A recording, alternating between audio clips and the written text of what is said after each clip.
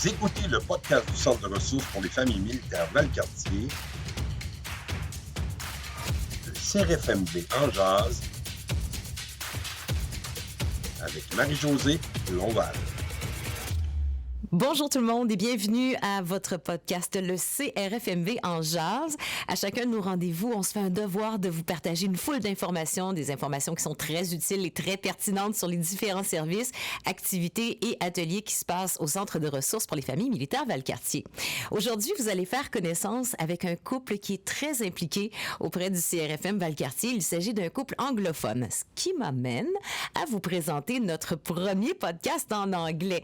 Et là, j'ai le souci de votre bien-être et je ne vais pas vous imposer mon horrible accent anglais. Et dans ce temps-là, ce qu'on fait, c'est qu'on s'entoure des meilleurs.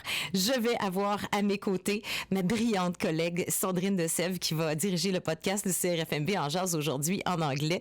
Vous n'y verrez que du feu. Elle est extraordinaire et bilingue. Sandrine est aussi organisatrice communautaire, le volet action bénévole. Et elle connaît très bien nos invités, ce qui va faciliter la chose aussi. Alors, à toi la parole, Sandrine. C'est une super belle expérience pour moi aujourd'hui. C'est mon premier podcast et c'est des invités que je connais bien. J'ai vraiment hâte de vous les présenter. Donc, on commence. We have with us today Charmila and Nicolas. They have been in Valcartier for almost 2 years and we're glad to have you with us today. Well, let's start. Tell us about yourself. Where are you from?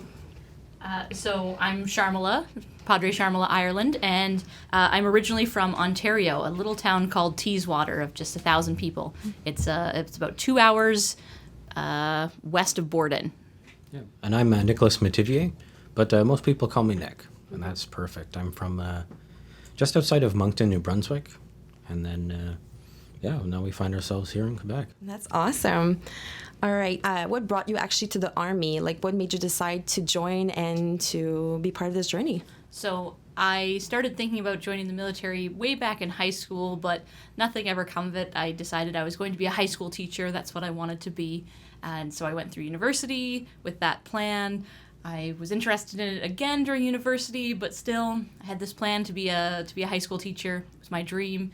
So I put the military aside and I kept working on becoming a teacher. I ended up going to teachers college and deciding it really wasn't for me after one semester, so I ended up leaving. Yeah, I need to try sometimes to see what's for you and what's not. It's once you get in a classroom. Now, oddly enough, or people might find it funnily enough, I was teaching grade 9 French to Ontario high school students. You can imagine how that goes sometimes. Well, I mean, your French not that bad. Like, both of you, I consider you bilingual. I don't know if you do, but...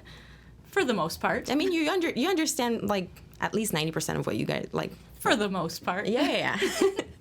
But, it was I won't say a good experience, but it was an experience.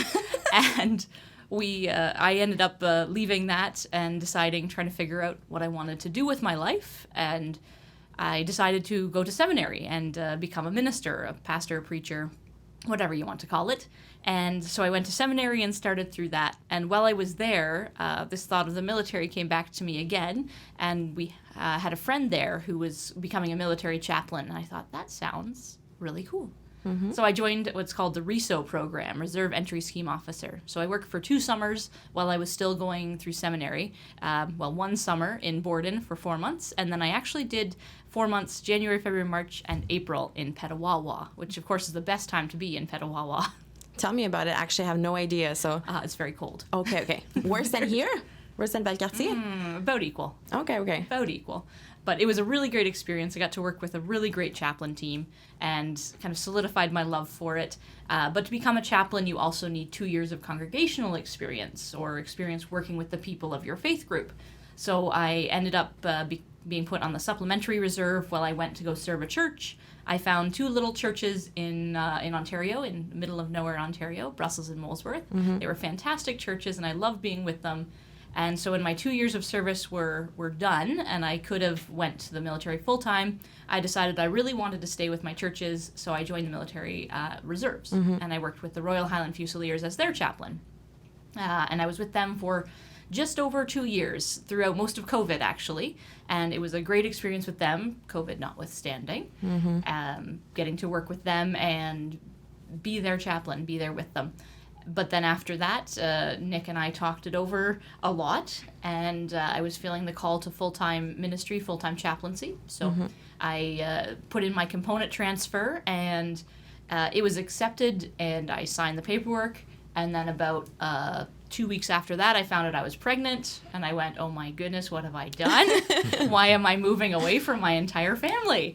And now here I am. Yeah, so you got your posting, pregnancy, and switched from reserve to regular within like a couple months, that's it? Pretty much. And then we did all of the moving over the summer. I had to tell my congregations I was leaving. Yeah. We moved all the way over here. Yeah, it was a lot all at once. It was a bit of a tough time. For sure. And I think I actually remember your first day at the family center. I think I was actually at the reception desk, and you came in. You're like, we need to know about the services, and I think you told me at the time that you were pregnant. I'm like, okay, you need to know this. You probably sent me off to see Tanya. I remember sitting in her room and going through all of the information with me about different things and giving me a welcome bag of some little hats. Yeah. Other things like that. Yeah, I think at that time I referred you to absence et mutation just for the first, and then probably they referred you because with your situation, you were new, you were anglophone, you were like soon to be mother, like you needed to know what kind of services were available to you. So since you're posting, do you see your family regularly? You've been here for 2 years, a little bit over 2 years? We see them somewhat regularly. So my family's in Ontario. Nick's family is in New Brunswick. So we've got, my family has come out, my mom and dad have come out about 3 times, maybe 4 now. My mom came out an extra time right when Nathaniel was born to help out the first week after he came home, which was fantastic. Nick's family has been out 3 times, I think. Yeah, something like that. To see us, and then we were fortunate enough to have maternity leave over last summer, and so we spent a good part of last summer. We spent about 2-3 weeks in New Brunswick and PEI, and then we spent about 2-3 months in Ontario with my family. That's good. At least you could like take some time to be with your family, because that's always one of the things with the posting that makes it a little bit harder, especially since becoming parents, is that you lose a little bit of your support system. And I remember at one time we had this conversation where you had to choose like your postings, like your preferences, and you're like, Valcartier was not even, I think, on the list. It was not. It was not on the list. Well, tell me, like, when you received your message and you saw Valcartier, like, what happened in your head? You're like, what? So fortunately, it wasn't a surprise because the chaplain who's in charge of trying to figure out who goes to which base, who's posted where, he called me up and we had a conversation. My posting preferences, I believe, were Borden first, so I was close to my family, and then Gagetown second and Halifax third, so we'd be close to Nick's family. Yeah. And he called me up and he said, well, we don't really have any open spaces at any of those 3 bases for you. And I was surprised because I thought, Gagetown, there's got to be something. But he said the teams are all full there for the most part. And then he said, but I heard a rumor you speak French. Oh, no. Because I don't have an official profile. I still don't have an official profile, actually. So can I speak French? Not according to the military. But he said, I heard a rumor you speak French. And I was kind of hesitantly like, yes, I do. And he said, well, that's great, because we have a spot in Valcartier. And I had to quickly Google where Valcartier was. I was pretty sure I knew, but I wanted to double check. And I'm looking at it, I'm like, well, that's far. That's far. And he said, well, it's between the 2. So I thought, well, that's true. Yeah. So now it's a 1-day drive to either of our parents and family and friends, which is maybe not ideal, but... Yeah. It does have a point. It is a 1-day drive. Yeah, far from both families. So, exactly. Oh, God. So I thought maybe not the best compromise, but I appreciate that they took the effort to try to find something that would work. So the rumor actually played against you on that time. I think it did. But I get the chance to practice my French. I get to be at this great family center, so... That's awesome. We're glad to have you guys here, actually. And Nick, did you have a reaction to like the posting in Valcartier? Because like military, once you're in, and I think you know a little bit more how it works. But for the spouses, usually you're just like, I don't know what's going on. Please confirm or not where we're going. So did you have a reaction, or you're just like? Yes, absolutely. So I mean, initially, you realize that you're going to be taken away from both sets of support systems. Yeah. Right. We weren't going to be close to Charmila's. We weren't going to be close to mine. Mm-hmm. But at the same time, it was a neat opportunity for us to come and to practice French. And I was excited about reclaiming some lost French heritage. Yeah, right? because you learned French in school from what Charm told me, so... I did. I had to do it the hard way, but I have a francophone name. Okay. Which is, you know, so People assume. yeah, so there's some family history there that was lost along the way that I wanted to reclaim. Backing up just a bit, it's even when Charm originally went for the military, you know, initially there was I would say some resistance, right? Because, you know, selfishly I think, I don't want to lose her. I don't want to be moving all over the place.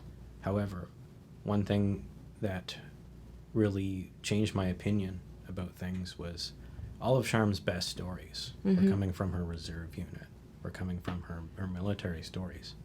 You know, and I'd be asking kind of how work's going or how things are working that way. All of her best stories were coming from the Royal Highland Fusiliers, and so she really felt like she needed to be in the Reg Force. Yeah. And ultimately it just made sense. Yeah. And also just seeing your spouse, I think, happy. It goes over all the cons that can go with the military lifestyle, I think. It's just if you're, en français on dit sur ton X, you're at the right spot for you, it just makes sense. Everything starts to make sense. So, and I think a lot of spouse, Nick, can relate to that, where it's like, all the compromise and all the things that you're going to have to go through, but you do it for just the love of seeing your partner happy in what they're doing. So it's really brave, I think. Yeah. It's one thing where it wasn't one of the things too is there were a lot of conversations. Everything was laid out on the table. Yeah. And it wasn't a unilateral decision. So ultimately when we came here, there's 100% backing behind Charmila. Yeah. And that's I think something that shouldn't be underestimated. Yeah, and makes you a really strong couple too at the same time, because you're both communicating, you're on the same page. So even though it probably a big step in your life where you had to move away and everything, I think you guys are doing pretty well, actually. What do you guys think?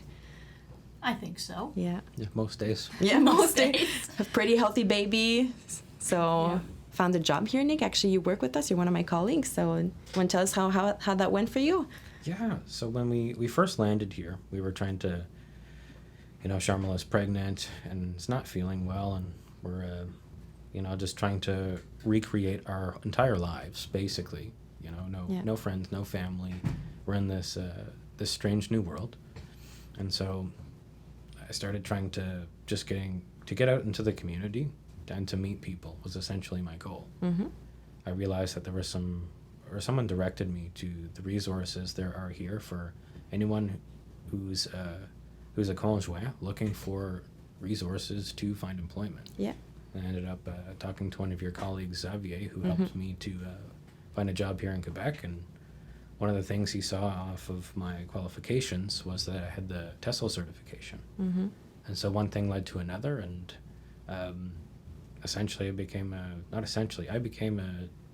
second language teacher here at the Family Center. Yeah, and you even teach to your colleagues, so the employees here, so we offer as much bilingual services as possible, and I've heard all great things on you, Nick. So yeah, whenever I would go home after those days of teaching some of our colleagues, those were always the funniest stories I'd be telling Charmila. I know our colleagues, and I know that's true as well.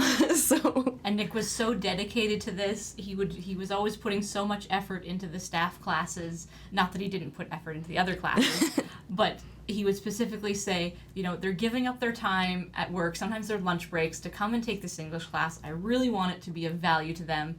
So then he was diving into his background. So Nick has a Master of Divinity as well. We met at seminary, actually. And we get a good amount of training on things like family systems and not therapy per se, but on supporting people, a lot of the things the intervenants do here. Yeah. So he was trying to come up with things that would help them. So I believe he taught a class on like self-care and on boundaries and various other things like that. And so he was not teaching classes on these, but giving them vocabulary about them and a little bit of information at the same time. Yeah, to use it properly after. So yeah, and I hope that came across, that it's, I recognize my colleagues are the experts in these fields. It's just they're also interests of mine, and I hope that it give them language to use. Yeah, of course. I'm sure they have already started using it. I mean, once you have it, you're just like the urge to start using the words just come to you at the same time. So since your arrival here, you really had to adapt to the your new situation. I think one of your strong points is that you were in solution mode. So you came to the center, look at the service, got out of the house, try to meet new people as well. Is there anything else that helped you adapt to Valcartier since you've been here? I think that the center has probably been one of the biggest things that has helped us adapt.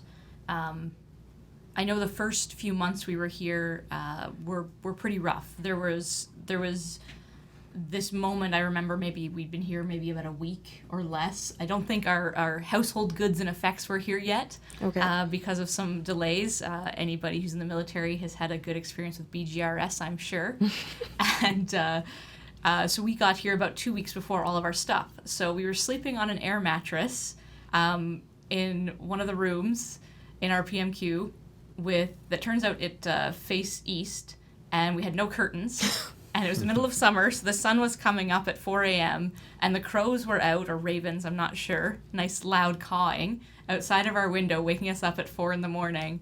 And plus starting work and trying to get settled when we only have the bare minimum of our things. We don't have any appliances, nothing like that. And it was still kind of COVID product delays, so we're trying to go and buy things, but it was like, oh, this will be here in maybe next week, maybe 3 weeks, you'll find out. So we were a little bit stressed. I was feeling pretty terrible, really tired, very morning sick. Yeah, first trimester's hard, honestly. Yeah, it was. And so I remember one night that we were laying having conversation as we were, just before we went to sleep, and I started crying because it was just like, did we make a giant mistake coming here? What have we done? Why did I give up? Why did we give up all of our family support and connections, all of my good friends? What have we done? Yeah. And now, 2 years later, we're very happy and have found our place, but there was some rough moments there at the start. And I wasn't able to take advantage of everything the Family Center offered right away, because a lot of the time that you're open is during the work day when I was at work, and then I was off on course as well, and that sort of thing. But one thing that really helped was when Nick was able to find the job and get support in finding it. Mm-hmm. And start with that. That was a really big relief that was happening. Because there's this feeling, I think, for some military members, or at least for myself, of maybe guilt sometimes, of this knowledge that you have pulled your spouse away from wherever they were doing, and the job that he had there with a place that he really enjoyed, and knowing that he gave that up to come here. So then if your spouse isn't thriving, you can feel this weight of, is it my fault? Yeah. And as Nick said, we talked it all out before we ever came. This was not a unilateral decision. This was a decision we both made to do, but that, I think, lessens it, but it doesn't take it away entirely. You still feel, a sense of responsibility. So when your spouse starts to do better, it helps. And then morning sickness got less. We got our appliances. We got our furniture. We got settled in. On a mattress, a real mattress. A real mattress with real window treatments. The sun didn't shine in our eyes at 4 a.m. And, things just kept going up from there. Yeah. And then once I went on maternity leave, that's when about maybe 2-3 weeks after I gave birth to Nathaniel, I started really coming to the center just to get out of the house, to not be stuck there, and going to Tanya's Absolé a number of mornings, and then I talked to you to ask about volunteering, and here we are now. Le CRFMV en jase revient dans quelques secondes. Allô, je m'appelle Rachel. J'ai 3 ados à la maison. La négociation, je connais ça. Je le sais que je peux faire la différence. Le conseil d'administration du CRFMV a besoin de ton expérience de vie. Visite le crfmv.com/CA. Vos questions, vos commentaires à info@crfmv.com ou envoyez-nous un message via notre page Facebook. Pour que la planète nous trouve plus facilement dans l'infinité du web, donnez-nous 5 étoiles. Le CRFMV en jase, ça jase de nous. Écoutez la suite maintenant. So you did employment help Tanya's playroom, which is a room for 0 to 5 families who have 0 to 5 year old kids.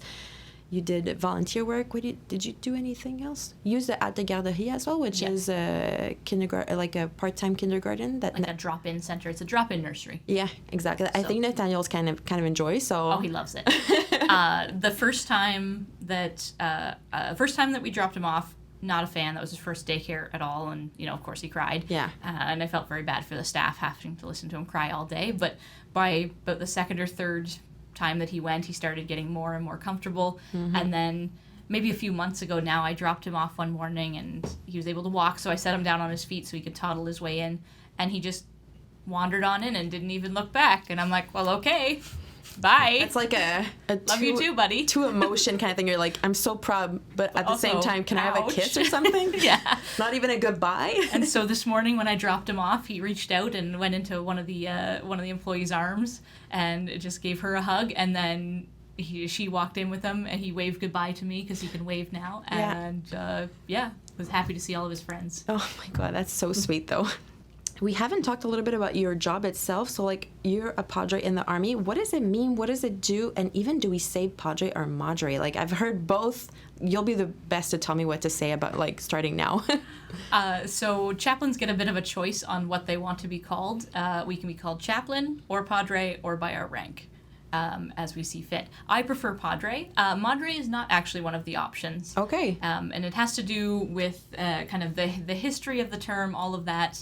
I find it's most confusing for people who have maybe French or Spanish background to call a woman to call her padre, which means father in Latin.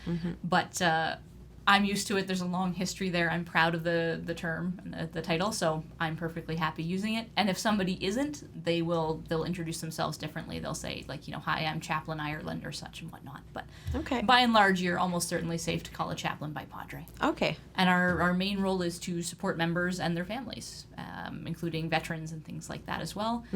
So chaplains are each assigned to a unit or multiple units, depending on the size and how full the team is.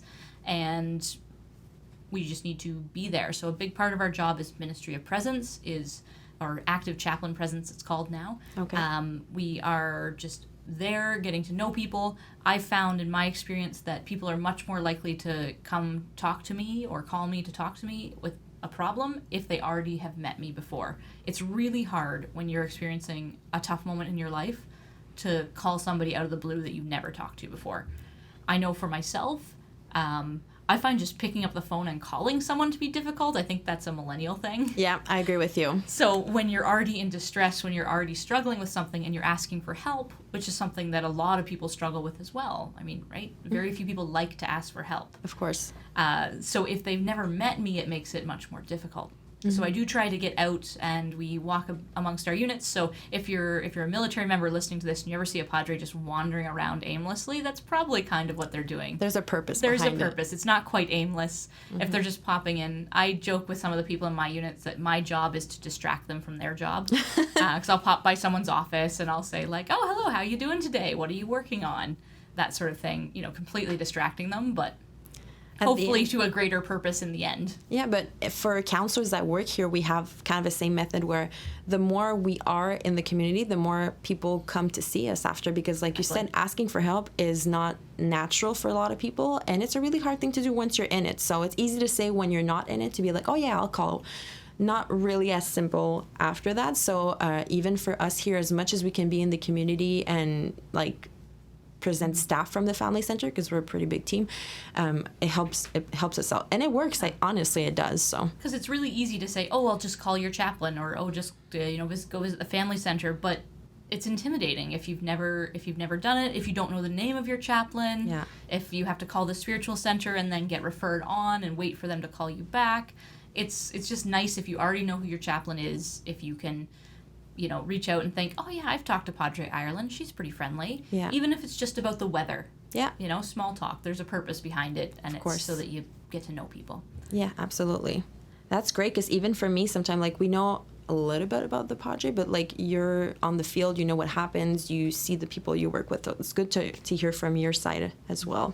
And that's also when we count on sentinels. Most of the people are probably familiar with the sentinel program, because they're the soldiers who are out amongst the soldiers, because even as I try to get out amongst the unit, there are places where I can't be everywhere at once. And also, there's the reality that chaplains, most of us, are captains. And if you're a group of brand new privates and a captain walks in, are you going to keep having the same conversation you had before? Probably not. Would we want you to?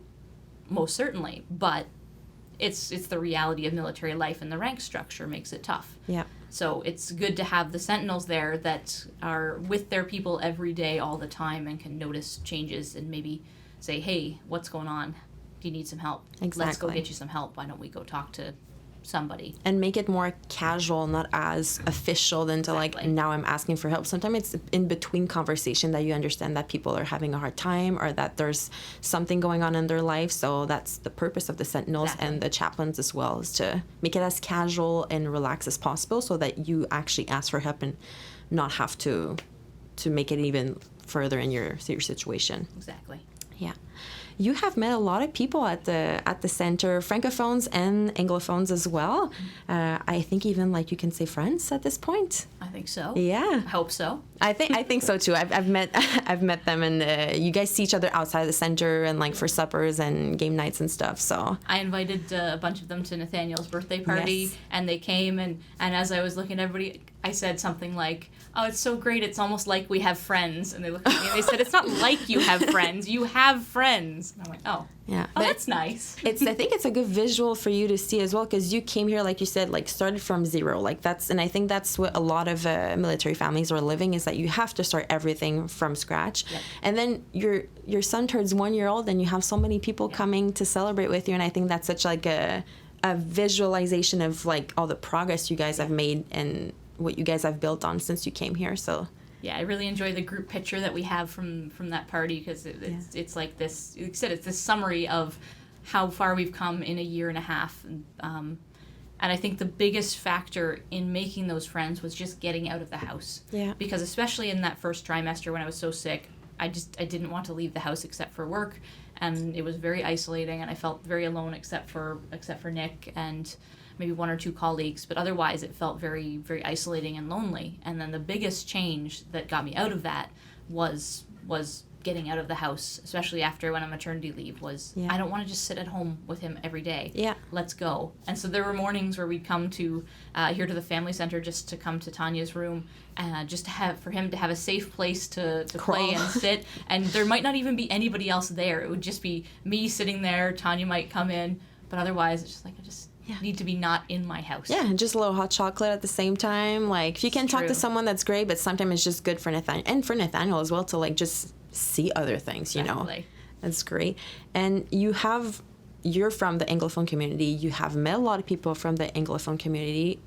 I think you're one of the best person to tell us, like, what do the Anglophone community need actually? How can we help them in their integration and their adaptation? Because yes, it is a French majority like city, we can say it like that. So how can we help them? So I think one of the things that we've been doing, and you would know this as well because the volunteer coordinator, so we've been working with the bilingual committee to try to make events that are bilingual, and the way we often phrase it is for people to come and speak English or practice their English, because these events aren't just for only Anglophones. We have a number of Francophones who come as well who want to practice their English. Yep. Just in this environment where nobody's judgmental, nobody's upset or expecting perfection or anything like that. It's just come on out, talk to people, make some friends, where you can meet some people. And I find the challenge is that, we don't want to make any sort of like enclave, but you also don't want people to be isolated. So if the first step of getting out of the house is coming out to a place where there's going to be people speaking English. Yep. You can come out and meet them, and then, this person is actually a Francophone who just speaks English. Now you've made a step into making friends in the Francophone community as well, and you can go from there. But the first thing, I think, is to get out of the house. And so if it has to be to an English-only event or a primarily English event, come on out. So one of my favorites that we've started is our very low-key, very chill Friday morning, social morning in English. So every Friday morning between about when the center opens around 9 to around noonish, we just gather at the family center and and talk Yep. and have a coffee or a hot chocolate and Yeah. just chat. And there's no purpose, there's no overarching agenda, anything like that. It's just come, talk, maybe meet some people you'll hit it off with. I've thought it was really cool that almost every time a new person comes, they're able to connect with at least one other person there that has similar interests or similar things like that. Right now it is quite a few parents because oftentimes it is during the day. Yeah. So spouses, stay-at-home parents, that sort of thing can come to that. Yeah. And it's a lot of fun. Yeah, and at the same time, it's just like a very casual way to meet new people. Like I said, and also at the center, what we're trying to do to help the integration is that we try to do all events bilingual. Mm-hmm. I know the having an event that's only English can help out because it feels, I guess, a little bit more like home if you have a majority of people speak English in the same room. But we try to make all the events bilingual and also at the same time because for the thing, a lot of like Quebecers are bilingual, or at least they try to be, like they practice. So in the last year at the committee, remember we did those button that says like I speak English or I'm practicing English. Let's chat. Yeah, something like that. And we give them to employees or volunteers during events because usually and even for me, you see my name tag Sandrine, you assume I don't speak English, and I have a Quebecer accent when I speak French as well. But the thing is, like, a lot of people are in my situation where we actually do speak English and people assume, so they don't ask questions or they don't come talk to us. So at least we're trying to make these little steps to make it as easy as possible for at least a person, if they want to ask a question or talk to someone, they have some people to look for. Yeah. Echo some of the sentiments from for the integration of Anglos into the community, of essentially what Anglophones that move here are looking for is community. Yeah. I think that's the heart of what was mentioned when we're talking about things like the drop-in group on Friday. Yeah. The English mornings. And it's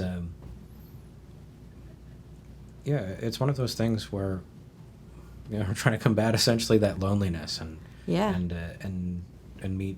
meet people together. Yeah, and it's human need at the same time. Like we're social human beings. Like it's normal to reach out and to want to be part of a group. So I think it's the first need. I think that's the most intense when you come in, is that I just want to socialize. I want to meet people. I want to talk to people. So that's one way I think that people can start doing it.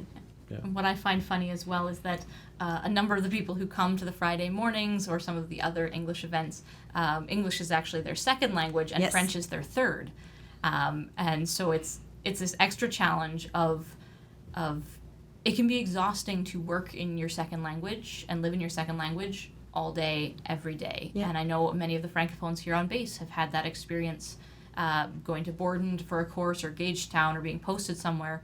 And you usually just want to get back home at night and just turn your brain off, and that means speaking in your first language. Yes. So I feel for some of our folks here for whom English or French is their second and third languages, because I wonder, when do they ever get to shut their brains off and just think in their own original mother tongue? Yeah, for sure. It's a quite an adaptation for sure. And we're seeing a lot of people that speak 3 or 4 languages. It's like as more common as I think it has been in the past years.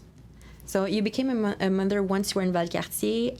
You have a beautiful 1-year-old son, Nathaniel. Do you speak to him in French actually, or English, or a little bit of both, or? I think for myself, it's probably 80% English, 20% French. Mm-hmm. I do make an effort to speak to him in French sometimes, but it's more phrases here and there. Yeah. We've had people ask us in the past few months of, does he speak French or English?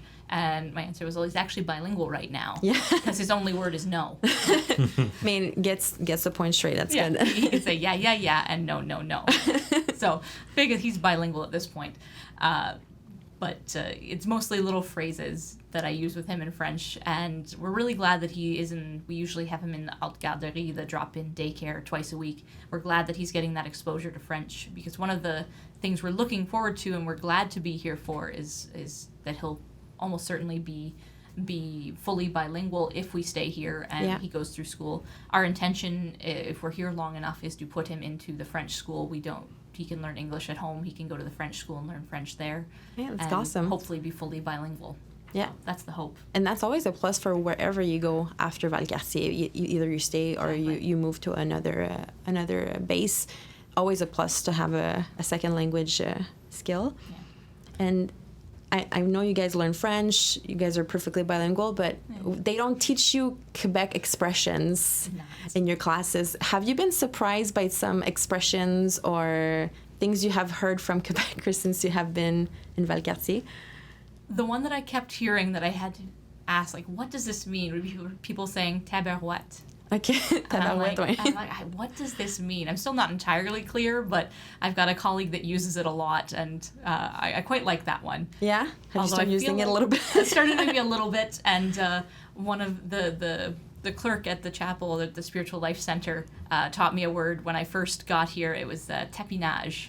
Tapinage? Even me, I don't know that, tapinage. I think my understanding of it is it relates to kind of bureaucracy and busy work and that sort of thing. Okay. Because as anybody can tell you, when you first get posted, you have to do your you have to get signed up for all sorts of things. There's so much just paperwork and running around, and so she taught me to say, beaucoup de tapinage. Okay. So you have... So I hope that's not a rude word, otherwise I'm going to blame her. I don't think so, honestly. Nick, have you heard some things that you're quite surprised about?